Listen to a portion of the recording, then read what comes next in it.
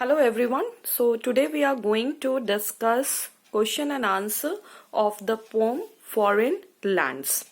Okay, so before we proceed with question and answer, let's discuss the rhyming scheme of the poem.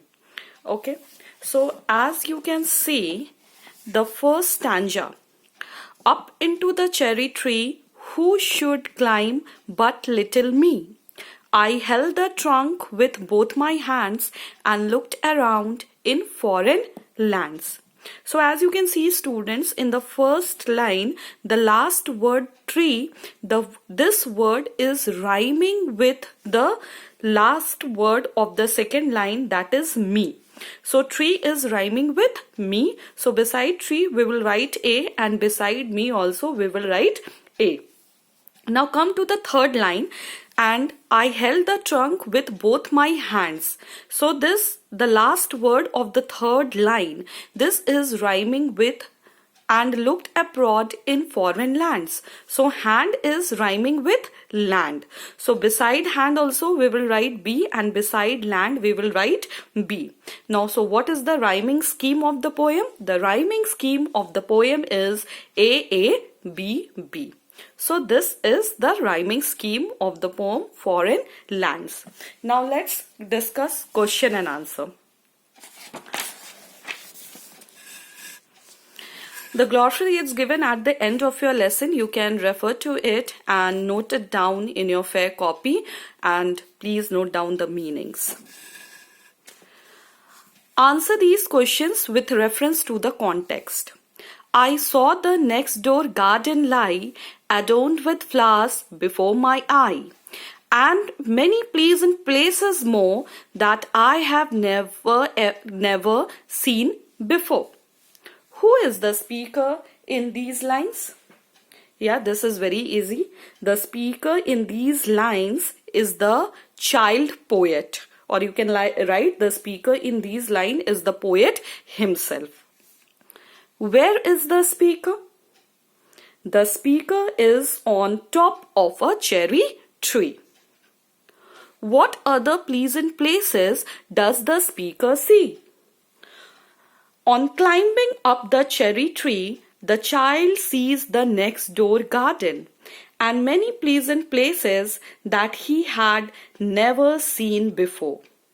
He sees a river pass by and dusty roads with people walking up and down the road. This you can write. Answer these questions briefly. By foreign, the poet means something that is, you have three options: not real, unfamiliar, far off. So the correct option is unfamiliar. Pick out the lines that suggest the river reflects the sky. So what is the line in the poem? The answer is this line. I saw a dimpling river pass, and be the sky is blue looking glass. So this is the line which tells you that the river reflects the sky. Why does the child poet wish for a higher tree?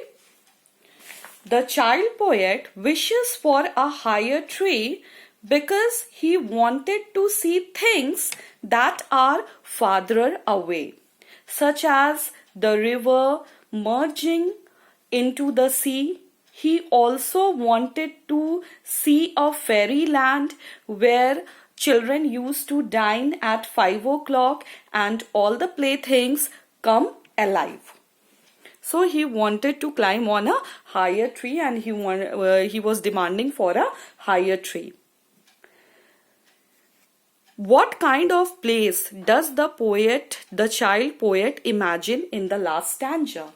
Again, this is very easy. In the last stanza, the child poet imagines a fairyland where children dine at 5 and plaything come alive.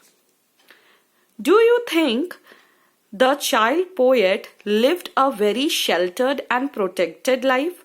Give reasons for your answer. So, according to me, I think that the child poet lived a very sheltered and protected life because he had never seen his neighbor's garden before. You can see in the second stanza only, this is very clear.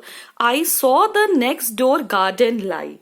So this line tells us that yes, the child poet lived a very sheltered and protected life because he had never seen his neighbor's garden before. Okay, so with this, we have completed question and answer of this lesson. Thanks for watching.